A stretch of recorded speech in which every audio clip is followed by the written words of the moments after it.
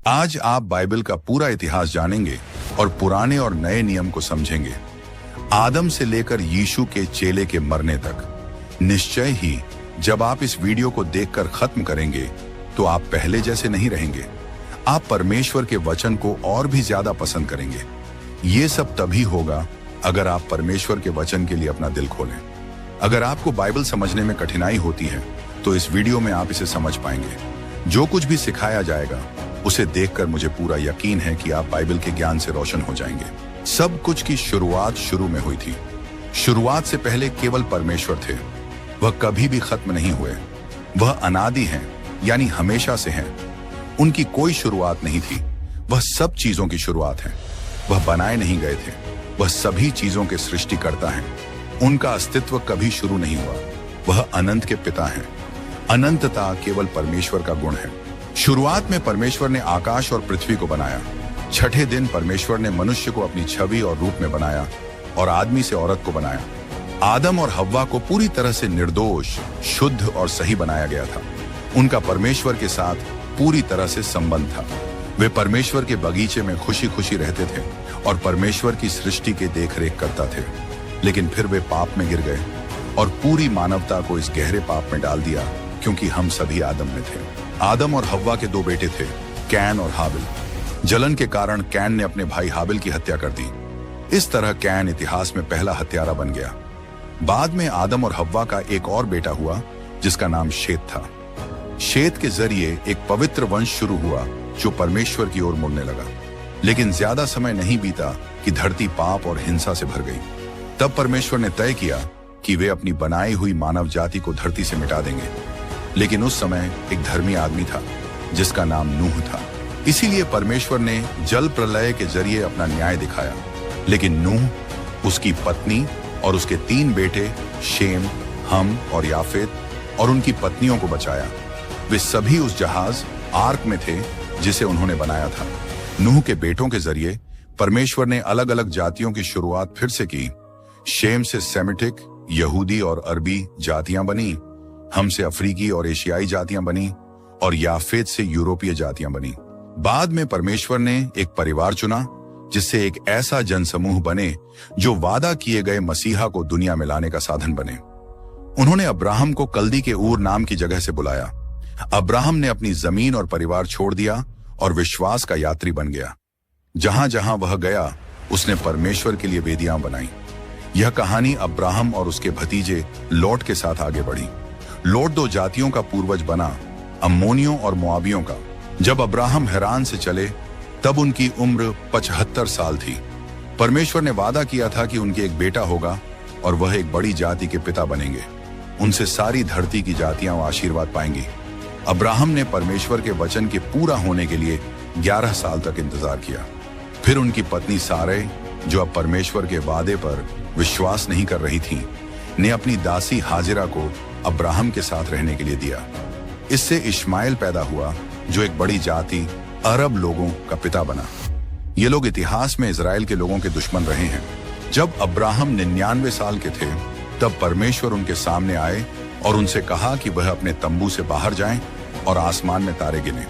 फिर परमेश्वर ने उनसे कहा कि उनकी औलाद उतनी ही अधिक होगी जितने आसमान में तारे और समुद्र के किनारे की रेत होती है। लेकिन परमेश्वर ने यह भी बताया कि उनकी औलाद 430 साल तक गुलामी में रहेगी। परमेश्वर ने अब्राम का नाम बदलकर अब्राहम कर दिया।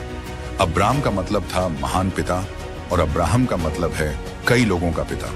जब वादा किया गया बच्चा अभी तक पैदा नहीं हुआ था तब अब्राहम 100 साल के थे और उनकी पत्नी सारा 90 साल की थी जब इसहाक का जन्म हुआ। इसहाक ने रेबेका से शादी की, लेकिन रेबेका को बच्चा नहीं हो रहा था। 20 साल की शादी के बाद रेबेका ठीक हो गई और उनके जुड़वां बेटे हुए एसाव और याकूब। एसाव एदोमियों के पूर्वज बने और याकूब, जिनका नाम बाद में इसराइल रखा गया, इसराइलियों के पूर्वज बने। याकूब के 12 बेटे और एक बेटी थी।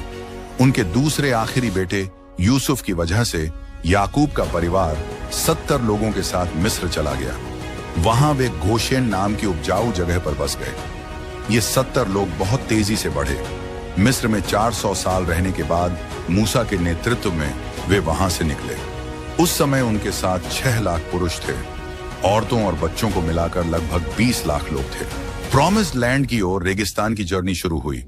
यह जर्नी 3 महीने में पूरी होनी चाहिए थी, लेकिन लोगों के अविश्वास और 12 जासूसों की वजह से यह 40 साल तक खिंच गई। इन जासूसों को प्रॉमिस्ड लैंड की जांच के लिए भेजा गया था। उनमें से 10 जासूस नकारात्मक खबर लेकर लौटे और लोगों को परमेश्वर और मूसा के खिलाफ भड़का दिया। वहां के विशालकाय लोगों को देखकर उन्हें लगा कि वे टिड्डों जैसे छोटे हैं और उन्होंने परमेश्वर की शक्ति को कम आंका। तब परमेश्वर ने लोगों को सख्त सजा दी और उन्हें रेगिस्तान में भटकने का आदेश दिया, जिससे वे वहीं मर जाएं। केवल 2 वफादार जासूस यहोशू और कालेब को ही प्रॉमिस लैंड में जाने की अनुमति मिली। इस्राएल के लोग 40 साल तक रेगिस्तान में घूमते रहे, क्योंकि उन्होंने 40 दिन तक उस देश की जांच की थी। यह रेगिस्तान दुनिया का सबसे बड़ा कब्रिस्तान बन गया, जहां मिस्र से निकली पूरी पीढ़ी खत्म हो गई, सिवाय उन 2 आदमियों के जिन्होंने परमेश्वर पर विश्वास करने की हिम्मत की थी। 40 साल तक रेगिस्तान में भटकने के बाद यहोशू के लीडरशिप में 6 साल तक देश को जीतने की लड़ाई चली, लेकिन फिर भी बहुत सी जमीन जीतनी बाकी थी। यहोशू, जो मूसा के सेवक थे, ने परमेश्वर की बुलाहट और उनकी खास ताकत से लोगों को प्रॉमिस्ड लैंड में पहुंचाया। यहोशू की मौत के बाद 330 साल का एक लंबा समय शुरू हुआ, जिसे न्यायियों का काल कहा जाता है। यह इजराइल के जीवन में स्पिरिचुअल इंस्टेबिलिटी और उतार चढ़ाव का समय था। न्यायियों के समय में लोग अपनी मनमानी करते थे। इजराइलियों के दिलों की कठोरता के कारण उन्हें कई शत्रुओं द्वारा परेशान किया गया। इस समय में परमेश्वर ने महान नेताओं को उठाया, जैसे गिदयोन, यिफ्ता, सामसोन और शमूएल। इस लंबे समय के बाद एक नया दौर आया, राजतंत्र। इजराइल के लोग जो पास के देशों को देख रहे थे, ने एक राजा की मांग की। अब लोग नहीं चाहते थे कि परमेश्वर उनका राज करें। शमूएल, जो अंतिम न्याय थे, ने फिर शाऊल को इजराइल का राजा बना दिया। शाऊल ने 40 साल तक राज किया। उसने शुरुआत अच्छे तरीके से की, लेकिन अंत खराब हुआ। उसने अपने शासन की शुरुआत विनम्रता से की, लेकिन बाद में अहंकार, क्रूरता और अंत में विद्रोह और विश्वासघात का शिकार हो गया। उनके बाद दाऊद ने उनके स्थान पर 40 साल तक राज किया और इजराइल की राजधानी हेब्रोन से यरूशलेम को स्थानांतरित किया। उनका शासन सफल था। दाऊद ने अपने राज्य को मजबूत किया और इजराइल का सबसे प्रमुख राजा बन गया। धन इकट्ठा किया, भूमि जीती, सेनाओं को हराया और परमेश्वर के साथ चला। परमेश्वर के दिल के अनुसार एक आदमी होने के कारण, हालांकि उसने परमेश्वर, अपने परिवार और अपने लोगों के खिलाफ गंभीर रूप से पाप किया, उसने पश्चाताप किया और परमेश्वर ने उसे माफ कर दिया। उसकी वंशावली से मसीह का जन्म हुआ। उनकी मृत्यु के बाद उनके बेटे शलूमो ने उनके स्थान पर 40 साल तक राज किया। उन्होंने परमेश्वर से ज्ञान मांगा और परमेश्वर ने उन्हें ज्ञान और धन दिया। वह अपने समय के प्रसिद्ध व्यक्ति बने, यरूशलेम में मंदिर बनाया और उनके शासन काल में शांति थी। लेकिन अपनी कई पत्नियों के कारण उनका दिल भ्रष्ट हो गया। केवल बुढ़ापे में शलूमो ने परमेश्वर की ओर रुख किया और अपने पापों पर पश्चाताप किया। इस प्रकार हमें 120 साल तक एकजुट राज्य मिला। शाऊल जादू टोने के जाल में फंसा, दाऊद व्यभिचार के जाल में फंसा और शलूमो मूर्ति पूजा के जाल में फंसा।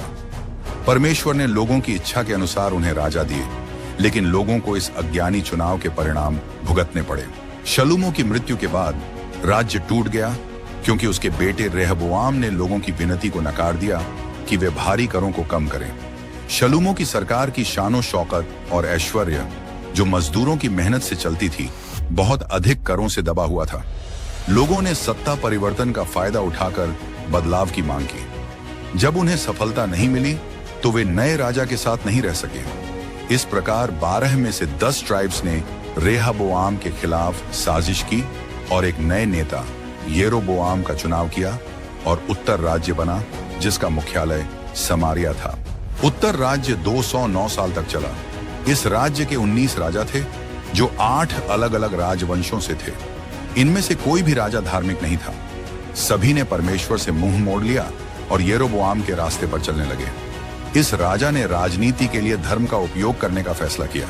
ये डरते हुए कि उनके लोग यरूशलेम जाकर मंदिर में पूजा करेंगे और यहूदाह के राजाओं से जुड़ जाएंगे, येरोबोआम ने उत्तर राज्य में बैतल, गिलगाल और दान में मंदिर बनाने का फैसला किया। उन्होंने इन मंदिरों में सोने के बछड़े रखे और लोगों को इसे परमेश्वर मानकर पूजा करने के लिए प्रेरित किया। उत्तर राज्य के सभी 19 राजाओं ने यही रास्ता अपनाया। सभी बुरे और पापी थे, किसी ने भी परमेश्वर की खोज नहीं की। उस समय परमेश्वर ने कुछ भविष्यवक्ताओं को भेजा, जिन्होंने राजाओं, राष्ट्र और पैसों से रिश्वत लेने वाले पाखंडी भविष्यवक्ताओं और पुरोहितों के पापों की निंदा की। उस समय परमेश्वर ने भविष्यवक्ताओं आमोस, होशे और मीका को भेजा। उन्होंने देश की बुराइयों का सामना बहादुरी से किया। राजमहल से लेकर झोपड़ियों तक, मंदिरों से लेकर व्यापार तक, सड़कों से लेकर खेतों तक उन्होंने पॉलिटिकल करप्शन की आलोचना की और पवित्र धर्म का व्यापार करने वाले पादरियों के खिलाफ आवाज उठाई। उन्होंने भ्रष्ट सरकारी अधिकारियों और कानून बनाने वालों के खिलाफ परमेश्वर का आरोप उठाया। उन्होंने सामाजिक अन्याय और आर्थिक शोषण की निंदा की। उन्होंने लोगों से पश्चाताप करने का आह्वान किया, लेकिन उनकी बातें किसी ने नहीं सुनी। अहाब के शासनकाल में उसकी पत्नी इजेबेल के कारण इजराइल में बाल, जो कनानी देवता था, की बुरी मान्यता फैल गई। उस समय परमेश्वर ने भविष्यवक्ता एलियाह को उठाया ताकि वह इस मूर्ति पूजा को बेनकाब कर सके और इस भूत परस्त देवता की साख को कमजोर कर सके। इस राज्य में भी परमेश्वर ने एलीशा को एलियाह का स्थान लेने और एक अद्भुत काम करने के लिए बुलाया। इजराइल ने जब परमेश्वर की बात नहीं मानी तो परमेश्वर ने असुरिया को इजराइल के खिलाफ भेजा। असुरिया परमेश्वर का गुस्सा था, एक बहुत ताकतवर और लड़ाकू साम्राज्य। जब भी उसने किसी देश को हराया, उसने बहुत बुरी चीजें की, जैसे लोगों के शरीर को नुकसान पहुंचाना, सिरों को शहर के दरवाजों पर लटकाना और लोगों को बहुत अपमानित करना। उत्तर के लोगों को बंदी बनाकर ले जाने के बाद राजा सारगोन द्वितीय ने दूसरे देशों के लोगों को इस्राएल की जमीन पर भेजा, जिससे वहां एक बड़ा जातीय मिला जुला हुआ। उसे पता था कि जब अलग अलग जातियां एक साथ रहती हैं तो एक पूरी जाति का अस्तित्व कमजोर हो जाता है। इस मिला जुले लोगों से एक नई जाति बनी, जिन्हें समरीतियों, सैमरिटन्स कहा गया। ये समरीती लोग इजराइल में रहने लगे और फिर यहूदी लोगों के बहुत बड़े दुश्मन बन गए। दक्षिणी राज्य, जो बेंजामिन और यहूदा के कबीलों से बना था, के पास 20 राजा थे। इनमें से कई राजा अच्छे थे, जैसे आसा, यहोशापात, हिजकियाह, योथम, उज्जयाह, योआश और यूसियाह। जब भी कोई अच्छा राजा बना तो देश में विकास हुआ और लोग आर्थिक, नैतिक, सामाजिक और आध्यात्मिक रूप से आगे बढ़े। दक्षिणी राज्य में यह भविष्यवाणी पूरी करने के लिए कि मसीह दाऊद के घर से आएंगे, केवल एक ही राजवंश ने शासन किया। यहूदी लोगों से बात करने के लिए परमेश्वर ने कई भविष्यवक्ताओं को भेजा, जैसे यशायाह, मीका, योएल, सुफनयाह और यिर्मयाह। लेकिन देश बहुत भ्रष्ट हो गया और लोगों ने परमेश्वर की आवाज को नहीं सुना। फिर उसी तरह परमेश्वर ने उन्हें सजा दी और बेबीलोनियन की सेना भेजी, जिससे वे अपने दुश्मनों के हाथों में पड़ गए। यहूदी लोग बेबीलोनियन में बंदी बना लिए गए। दक्षिणी राज्य, जिसे यहूदा कहा जाता था, 345 साल तक चला।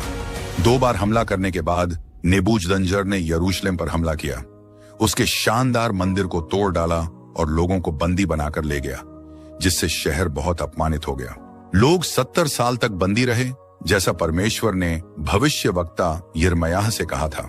बंदीगिरी के दौरान परमेश्वर ने यिर्मयाह, एजेकील और दानियल जैसे भविष्यवक्ताओं को उठाया। इस समय में लोग मूर्ति पूजा से शुद्ध हुए और यहूदी लोग सिनेगॉग, प्रार्थना स्थल बनाने लगे। परमेश्वर द्वारा तय किए गए समय के बाद यहूदी लोग अपने देश लौट आए। उस समय तक बेबीलोन पहले ही मीडो फारसी साम्राज्य के हाथों में आ चुका था। साइरस, जिसे परमेश्वर ने 200 साल पहले ही बताया था, ने यहूदी लोगों को आजाद किया और उनके कनान की जमीन पर वापस जाने के रास्ते खोल दिए। लोग 3 समूहों में वापस आए। पहले समूह के नेता जरुब्बाबिल थे, जो मंदिर के निर्माण के लिए आए। दूसरे समूह के नेता एजरा थे, जो कानून सिखाने के लिए आए। और तीसरे समूह के नेता नाहेमिया थे, जो दीवारों के निर्माण और लोगों के राजनीतिक और आध्यात्मिक सुधार के लिए आए। जैसे ही लोग बंदी गृह से लौटे और मंदिर का निर्माण शुरू किया, उन्हें कई समस्याओं का सामना करना पड़ा। पहले चालाक समारी लोग काम में भाग लेना चाहते थे ताकि काम में दखल अंदाजी कर सकें। जब उनकी साझेदारी की पेशकश को नकारा किया गया तो उन्होंने दूसरे तरीके से धमकी देने शुरू कर दी।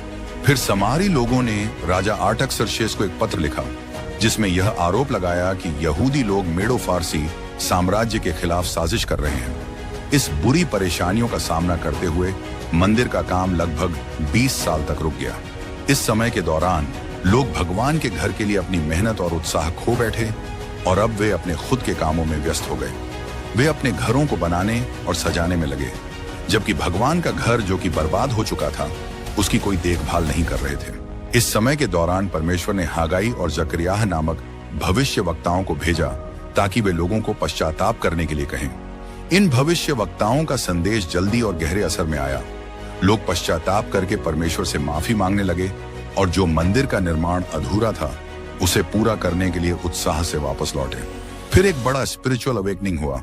लगभग 100 साल बाद एक नई पीढ़ी आई। अब लोग मंदिर जाते थे और बलि चढ़ाते थे, लेकिन वे अब परमेश्वर का सम्मान नहीं करते थे। वे अंधे, बीमार और लंगड़े जानवरों को परमेश्वर के लिए बलि के रूप में चढ़ाते थे और परमेश्वर की मेज को हल्का समझते हुए उसे अपवित्र मानते थे।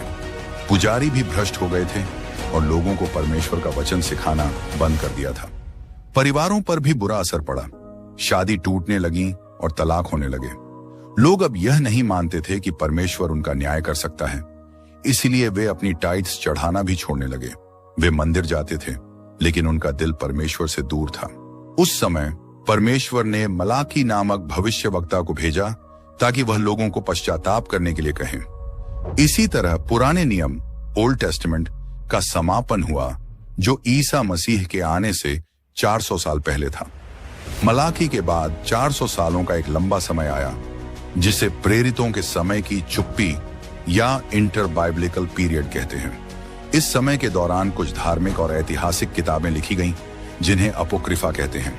पुराने नियम को भी हिब्रू से ग्रीक भाषा में अनुवाद किया गया और इसी अनुवाद को सेप्टुआजिंट कहा जाता है। मेदो फारसी साम्राज्य को सिकंदर महान के नेतृत्व में ग्रीक साम्राज्य ने हरा दिया। कई देशों और साम्राज्यों को जीतने के बाद सिकंदर 33 साल की उम्र में जल्दी मर गया, क्योंकि वह रो रहा था कि अब कोई और जमीन नहीं बची थी जिसे वह जीत सके। उसने अपनी शक्ति से अपने साम्राज्य का विस्तार किया और हेलेनिस्टिक संस्कृति और ग्रीक भाषा को फैलाया, जो बाद में सुसमाचार गॉस्पल के प्रचार में मददगार साबित हुई। सिकंदर की मौत के बाद साम्राज्य 4 जनरलों के हाथों में बंट गया। खास बात यह है कि मिस्र के तोलमी साम्राज्य और सीरिया के सेलेकिड साम्राज्य के बीच हमेशा संघर्ष होता रहा। इस्राएल कभी एक के हाथों में और कभी दूसरे के हाथों में होता था। इस समय एंटियोकस एपिफेनस ने यहूदी लोगों को बहुत गुस्सा दिलाया जब उसने यरूशलेम के मंदिर के वेदी पर एक सूअर की बलि चढ़ाई, जो उनके लिए बहुत घृणित था। इस घटना के बाद मक्का बीजों की लड़ाई शुरू हुई, जिसे युदास मक्का बीस ने बहुत खून खराबे के बाद जीत लिया। फिर 63 ईसा पूर्व में पोम्पे ने यरूशलेम पर हमला कर लिया और रोमियो ने इजराइल पर कब्जा कर लिया। इसके बाद हेरोद महान ने शासन किया। हेरोद एक अच्छा प्रशासक था। उसने यरूशलेम के मंदिर का विस्तार और सजावट की, कैसरिया में बंदरगाह बनवाया, जो अंतर्राष्ट्रीय व्यापार और मिशनरियों की यात्रा के लिए मददगार साबित हुआ। उसने मसीदा किला और कई महल और किलों का निर्माण किया। हालांकि हेरोद एक असुरक्षित और हिंसक आदमी था। उसे हमेशा अपने सिंहासन के खोने का डर था। उसने 10 बार शादी की और कई बच्चे थे। जब हेरोद ने मारनम नाम की एक शाही परिवार की महिला से शादी की, तो उसे अपने सिंहासन के खोने का डर था। इसलिए उसने अपनी पूरी सास के परिवार को मार डाला। अपनी सास के कहने पर हेरोद ने अपने 17 साल के भतीजे आर्किलस को यरूशलेम का उच्च पुजारी नियुक्त किया। लेकिन बाद में जब हेरोद ने देखा कि आर्किलस लोगों में पसंदीदा हो रहा है, तो उसने उसे भी मार डाला। उसकी डरपोक सास मिस्र भाग गई, लेकिन हेरोद ने अपने लोग भेजे और उसे भी मारने का आदेश दिया। कैसर अगस्तुस ने हेरोद को रोम बुलाया, क्योंकि वह बहुत अत्याचार करता था। लेकिन जाने से पहले हेरोद ने डर के मारे अपनी पत्नी मारनम को मार डाला, क्योंकि उसे लगता था कि वह उसके खिलाफ साजिश कर सकती है। उसकी मौत के बाद हेरोद ने अपने 2 बेटों को रोम भेजा ताकि वे वहां पढ़ाई करें और फिर लौटकर सिंहासन पर बैठने के लिए तैयार हों। लेकिन हेरोद ने किसी भी देर के बिना अपने दोनों बेटों को भी मारने का आदेश दिया। मरने से पहले उसने अपनी बहन सलोमी से कसम खाई कि वह यरूशलेम के हर परिवार से कम एक अमीर आदमी को मार डाले, ताकि उसके अंतिम संस्कार पर सबके आंसू बहें। यह वही आदमी था जिसे जब यह खबर मिली कि यहूदी में एक लड़का जन्मा है जो इजराइल का राजा बनेगा, तो वह बहुत घबराया। हेरोद महान की मौत के बाद लगभग 4 ईसा पूर्व में उसके साम्राज्य को उसके 4 बेटों में बांट दिया गया। हेरोद के बेटे आर्किलस ने यहूदिया, समरिया और एदोम पर शासन किया। वह बहुत बुरा राजा था और आखिरकार यहूदी लोगों ने रोम से मांग की कि उसे हटाया जाए। रोम ने, जो यहूदिया में लगातार हो रही समस्याओं से परेशान था, वहां एक रोमन प्रोक्यूरेटर, गवर्नर को नियुक्त किया। यही वह समय था जब रोमियो ने सीधे तौर पर यहूदिया पर शासन करना शुरू किया। उस समय पिलातुस गवर्नर था। यह खतरनाक स्थिति और राजनीतिक हालत, जिसमें परमेश्वर के चुने हुए लोग खुद को महसूस कर रहे थे, हेरोदी शासन की नफरत भरी ताकत के नीचे और रोमियो के शासन में गुलामी की हालत में थे। इस कठिन समय में मसीहा के लिए आशा पहले से अधिक बढ़ गई। यह एक आवाज थी मुक्ति और उद्धार की, जो गलत शासन से बचने की थी। उसी समय यीशु का जन्म बेथलहम में हुआ। जब समय पूरा हुआ और बाइबल की भविष्यवाणियां पूरी हुई, यहूदिया में अनंत वचन, परमेश्वर का पुत्र, मानव रूप में आया और लोगों के बीच रहने लगा। वह हमारे बीच रहा, अनुग्रह और सत्य से भरा हुआ। उसने इंसान का रूप लिया, विनम्रता के चप्पलें पहनी, हमारी धरती पर चला, हमारा भोजन खाया, हमारा पानी पिया, हमारा दुख महसूस किया, हमारे आंसू बहाए, हमारे पापों का बोझ अपने शरीर पर क्रूस पर उठाया और हमारे उद्धार के लिए महिमा में फिर से जी उठा। यहूदी योगदान के साथ साथ यूनानी और रोमन संस्कृतियों ने भी मसीहा के दुनिया में आने में योगदान दिया। जब यीशु का जन्म हुआ, तब पलस्तीन रोम के शासन के अधीन था। हेरोद महान के अत्याचार से बचने के लिए जोसेफ और मरियम यीशु को लेकर मिस्र भाग गए और वहां तब तक रहे जब तक कि उस दुष्ट राजा की मृत्यु नहीं हो गई। वे मिस्र से लौटकर नासरत में बस गए, जो वह शहर था जहां पहले वे रहते थे। वहीं यीशु बढ़े और बढ़ई के बेटे के रूप में पले। 30 साल की उम्र में उन्होंने अपना प्रचार कार्य शुरू किया। उन्हें यर्दन नदी में यूहन्ना बपतिस्मा देने वाले द्वारा बपतिस्मा दिया गया, जिससे उन्होंने उन पापियों के साथ अपनी पहचान बनाई जिन्हें वे बचाने आए थे। जब यीशु यर्दन नदी में प्रार्थना कर रहे थे, तब आकाश खुला और परमेश्वर पिता ने कहा, यह मेरा प्रिय पुत्र है जिसमें मुझे खुशी है।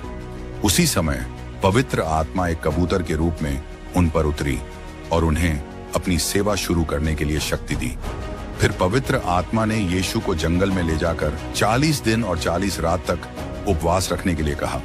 इस दौरान शैतान ने 3 बार उन्हें बहकाने की कोशिश की। शैतान ने यीशु को हराने की कोशिश की, लेकिन पुत्र ने उसे हराया, हमेशा आत्मा की तलवार, परमेश्वर के शब्द का इस्तेमाल करते हुए। शैतान ने पहले आदमी आदम को स्वर्ग में हराया था, लेकिन दूसरे आदम यीशु ने जंगल में उसे हरा दिया।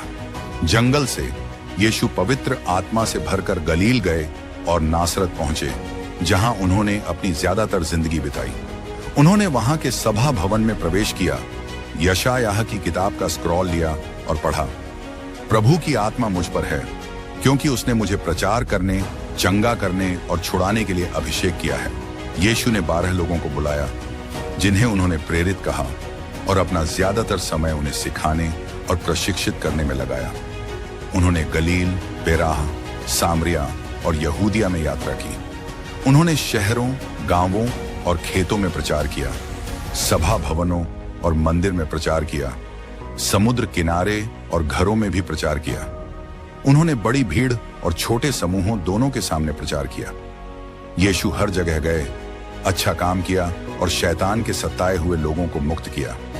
उन्होंने बीमारों को ठीक किया, भूखों को खाना खिलाया, अंधों को दृष्टि दी, लकवाग्रस्त लोगों को सीधा किया, लंगड़ों को चलाया, बहरों को सुनने की शक्ति दी, कोढ़ियों को साफ किया, दुष्ट आत्माओं से मुक्त किया और मरे हुए लोगों को जीवित किया।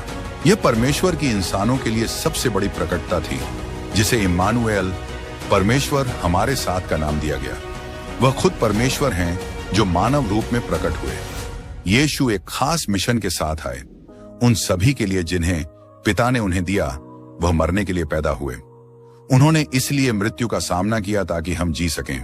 प्रेरित पौलुस ने स्पष्ट रूप से कहा कि उन्होंने हमारे पापों के लिए मरा, जैसा कि पवित्र शास्त्र में लिखा है। फिर दफनाया गया और तीसरे दिन पुनर्जीवित हुआ, जैसा कि पवित्र शास्त्र में लिखा है। उनकी मृत्यु एक दुर्घटना नहीं थी और उनका पुनरुत्थान कोई आश्चर्य की बात नहीं थी। शैतान ने यीशु को क्रूस से दूर रखने के लिए कई चालें चली, लेकिन यीशु क्रूस की ओर ऐसे बढ़े जैसे कोई राजा अपने ताज की ओर जाता है। क्रूस पर यीशु ने सांप के सिर को कुचल दिया और शक्तियों और अधिकारियों पर विजय पाई, उन्हें सबके सामने शर्मिंदा किया। क्रूस पर यीशु ने मुक्ति के काम को पूरा किया। क्रूस पर उन्होंने हमें आजादी दिलाई, मौत उन्हें रोक नहीं सकी। तीसरे दिन यीशु फिर से जीवित हुए ताकि हम धर्मी ठहर सकें। स्वर्ग पर जाने से पहले यीशु ने अपने शिष्यों को यरूशलेम में रहने के लिए कहा और पिता की प्रतिज्ञा का इंतजार करने को कहा, जब तक कि वे शक्ति से भर न जाएं। प्रेरितों के काम 1:8 में यीशु पवित्र आत्मा द्वारा दी जाने वाली शक्ति के बारे में बताते हैं और यह भी कहते हैं कि क्या करना है।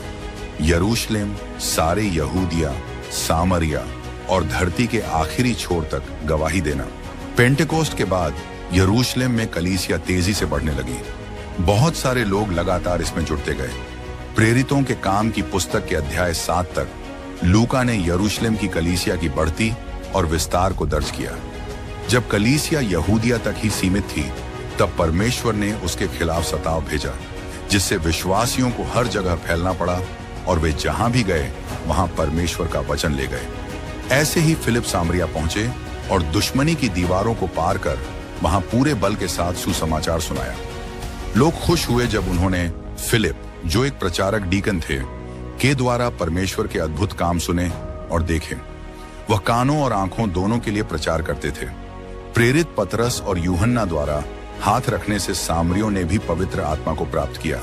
सुसमाचार इजराइल की सीमाओं से बाहर तब फैला जब कलीसिया के सताव करने वाले तरसुस के शाऊल दमिश्क जाते समय विश्वास में बदल गए। इसके बाद एक अन्य जाति कलीसिया, सीरियाई एंटियोक कलीसिया, संस्कृति मिशन का केंद्र बन गई। इसके बाद बरनबास और शाऊल ने अपना पहला मिशनरी यात्रा शुरू किया, जिसमें उन्होंने गैलातिया, पेरगे, डर्बी, इकोनियम और लिस्ट्रा में चर्च बनाए और वहां प्रेस्बिटर्स, वरिष्ठ मार्गदर्शक नियुक्त किए। दूसरे मिशनरी यात्रा में पौलुस और सिलास मकेडोनिया और आकेया गए और फिलिप्पी, थेसलोनिका, बेरेया और कोरिंथ में चर्च लगाए। सीरियाई एंटियोक से पौलुस ने गैलातियों, कोरिंथियों और थेसलोनिकियों को पत्र लिखे। तीसरी मिशनरी यात्रा पर पौलुस ने एशिया माइनर प्रांत का दौरा किया और इफेसस शहर में 3 साल तक रहे, जो उस प्रांत की राजधानी थी। वहीं से उन्होंने कोरिंथ की कलीसिया को 2 पत्र लिखे। इस शहर में 3 लाख से भी ज्यादा लोग रहते थे और यहाँ डायना देवी का मंदिर था, जो एथेंस के पार्थेनेन से 4 गुना बड़ा संगमरमर का महल था और प्राचीन दुनिया के 7 अजूबों में से एक था। पौलुस के एशिया माइनर में बिताए गए वर्षों के दौरान प्रांत भर में कई चर्च स्थापित किए गए, जैसे परगामम, थ्यातीरा, सारदीस, फिलाडेल्फिया, लाउदिकिया, कोलोस्से और हायरापोलिस में। क्लॉडियस सम्राट के समय में दुनिया में पड़े अकाल के कारण यहूदी लोग रोम से निकाल दिए गए, जैसा कि प्रेरितों के काम 18:2 में लिखा है। फिर पौलुस ने अन्य जाति कलीसियाओं से गरीबों के लिए यहूदिया में पैसे इकट्ठा किए। जब वह यरूशलेम जाने के लिए निकले तो उन्होंने इफेसस के बुजुर्गों से कहा कि शहर दर शहर उन्हें कठिनाइयों और समस्याओं का सामना करना होगा। फिर भी उन्होंने अपने जीवन को कोई महत्व नहीं दिया ताकि वह परमेश्वर के अनुग्रह का सुसमाचार प्रचार कर सकें। यरूशलेम जाने से पहले उन्होंने अपनी सबसे मजबूत पत्री रोमियों को पत्र लिखा, जिसमें उन्होंने रोम, जो सम्राट का शहर था, जाने और वहां के कलीसिया को सुसमाचार सुनाने की अपनी इच्छा बताई ताकि वह स्पेन भी जा सके। पौलुस ने यहूदिया के गरीबों के लिए महत्वपूर्ण वित्तीय सहायता भेजी। फिर भी उन्हें यरूशलेम में गिरफ्तार कर लिया गया और वहां से एक सरिया भेजा गया, जहां उन्हें 2 साल तक यहूदियों द्वारा गवर्नर फेलिक्स और फेस्टस के तहत आरोपित किया गया। जब फेस्टस ने उन्हें सैनहेड्रिन के हवाले करने का इरादा किया, जो उनकी हत्या की योजना बना रहे थे, तो पौलुस ने अपनी रोमन नागरिकता के अधिकार का उपयोग करते हुए रोम में मुकदमे की मांग की। रोम के लिए यात्रा के दौरान उन्हें एक भयंकर समुद्री हादसे का सामना करना पड़ा। जहाज पूरी तरह से टूट गया, लेकिन सभी यात्री और चालक दल को चमत्कारी रूप से बचा लिया गया, जैसा कि परमेश्वर ने पौलुस से वादा किया था। माल्टा द्वीप पर जहां वे पहुंचे, एक सांप ने पौलुस के हाथ को काट लिया, लेकिन परमेश्वर ने उस सांप के विष को नष्ट कर दिया और यहां तक कि अपने सेवक को उस द्वीप पर सभी बीमारों को ठीक करने के लिए उपयोग किया। माल्टीज लोगों ने पौलुस को रोम भेजा और उसकी सभी जरूरतों का ध्यान रखा। वह 2 साल तक एक किराए के घर में बंद रहे। वहीं से पौलुस ने प्रेटोरियन गार्ड को सुसमाचार सुनाया, विश्वासियों को काम करने के लिए प्रोत्साहित किया और एफिसियों, फिलिपियों, कुलुसियों और फिलेमोन को पत्र लिखे। इस समय के बाद पौलुस को जेल से रिहा किया गया और उसने तिमोथी को पहला पत्र और तीतुस को पत्र लिखा। 64 ईस्वी के बाद चर्च की परीक्षा धार्मिक नहीं बल्कि राजनीतिक हो गई। पौलुस फिर से जेल में बंद हो गए, इस बार एक अंधेरे, गीले और अस्वस्थ अंडरग्राउंड तहखाने में। 64 ईस्वी के 17 जुलाई को रोम शहर, जहां 1 मिलियन से ज्यादा लोग रहते थे, जलकर राख हो गया। सम्राट नीरो, जो एक अभिनेता के रूप में कपड़े पहने हुए था, माया के टावर की चोटी पर चढ़ा और वहां से शहर में लगी आग का आश्चर्यजनक दृश्य देखा। आग 7 रातों और 6 दिनों तक लगी रही। जब आग बुझी तो शहर का 70% हिस्सा तबाह हो चुका था। रोम के 10 इलाके आग से पूरी तरह से तबाह हो गए थे। रोम में यहूदियों और क्रिश्चियंस के रहने वाले 4 इलाके थे, जिनसे नीरो ने यह बहाना बनाया कि क्रिश्चियंस ने रोम को जलाया था। इसके बाद चर्च पर भयंकर अत्याचार शुरू हुआ। क्रॉस बनाने के लिए लकड़ी की कमी हो गई, क्योंकि इतने सारे विश्वासियों को सूली पर चढ़ाया गया था। विश्वासियों को खंभों से बांधकर, उनके ऊपर गोंद चढ़ाकर और आग में जलाकर रोम की रातों को रोशन किया गया। ये एक असली हत्याकांड था। इस दूसरी जेल से पौलुस ने अपनी आखिरी पत्री तिमुथियुस को दूसरी पत्री लिखी। इसमें उन्होंने अपने शहादत के आने की बात की और न्याय के मुकुट को प्राप्त करने की महान आशा का जिक्र किया। इस तरह लगभग 67 ईस्वी में अनुभवी प्रेरित पौलुस को सिर कलम कर दिया गया, लेकिन उन्होंने आने वाली पीढ़ियों के लिए एक आशीर्वादित धरोहर छोड़ी। नए नियम को 50 सालों के दौरान लिखा गया था। हमारे पास 4 महत्वपूर्ण पुस्तकें हैं, 4 सुसमाचार, जिनमें से 3 समकालिक सिनॉप्टिक हैं, यानी एक ही दृष्टिकोण से लिखा गया है।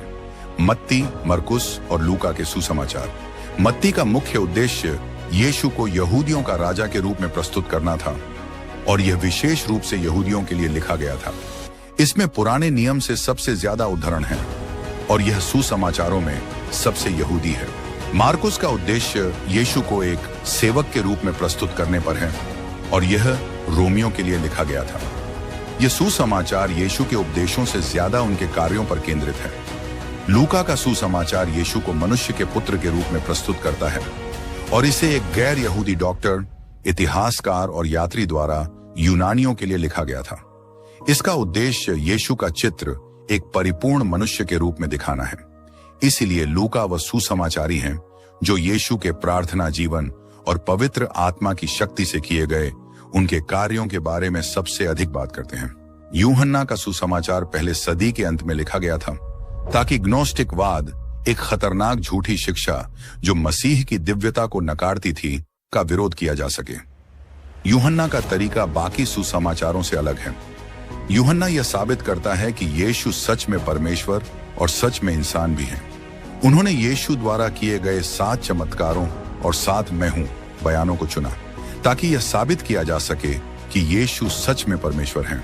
हमारे पास प्रेरितों के काम, एक्ट्स ऑफ द अपोस्टल्स भी है, जो प्रारंभिक चर्च से संबंधित घटनाओं को बताती है, जैसे इसके जन्म से लेकर रोम शहर तक इसके फैलने तक। इस बढ़ते काम की अगुवाई 3 चर्चों ने की, यरूशलेम, एंटियोक और एफेसुस। सम्राट के 4 प्रांत पहुंचे, गैलीतिया, मकेडोनिया, अचाया और एशिया माइनर। प्रेरितों के कार्यों की किताब का कोई समाप्ति नहीं है, क्योंकि चर्च का इतिहास अभी भी जारी है। हम उस चर्च के उत्तराधिकारी और उसके कार्यों को आगे बढ़ाने वाले हैं जो पेंटेकोस्ट के दिन जन्मा था। हमारे पास प्रेरित पौलुस के पत्र भी हैं जो उन्होंने रोम, गैलेटिया, एफेसुस, फिलिप्पी, कोलोसे और थेसलोनिके की चर्चों को लिखे। इसके अलावा उन्होंने तिमुथियुस, तीतुस और फिलेमोन को व्यक्तिगत पत्र भी लिखे। इसके अलावा एक पत्र है जो यहूदियों को लिखा गया था, जो अत्याचारों के कारण अपने विश्वास में वापस लौटने की कोशिश कर रहे थे। यह पत्र इब्रानियों का पत्र है, जिसे किसी अज्ञात लेखक ने लिखा था। हमारे पास याकूब, पतरस, यूहन्ना और यहूदा द्वारा लिखे गए सामान्य पत्र भी हैं। अंत में हमारे पास एक भविष्यवाणी की किताब है, प्रकाशित वाक्य, रेवलेशन, जो मसीह और उनके चर्च की जीत का वर्णन करती है, जिसे प्रेरित यूहन्ना ने पत्तमुस द्वीप पर लगभग 96 ईस्वी में लिखा। मुझे आशा है कि आपने इन बाइबल की सच्ची घटनाओं के बारे में सीखा। परमेश्वर आपके जीवन को आशीर्वाद दे। अगर आपने अभी तक यीशु को अपने उद्धारकर्ता के रूप में स्वीकार नहीं किया है तो अभी भी समय है। पश्चाताप करें। वह आपके भविष्य को, आपके जीवन को बदल सकता है। वह आपकी सारी उदासी, अकेलेपन को दूर कर सकते हैं और आपकी जरूरतों को पूरा कर सकते हैं। अपने कमरे में जाइए, दरवाजा बंद कीजिए और परमेश्वर से बात कीजिए। वह आपको सुनेगा। परमेश्वर आपको आशीष दे। अगर आपको वीडियो पसंद आया हो तो लाइक और चैनल को सब्सक्राइब करना ना भूलें।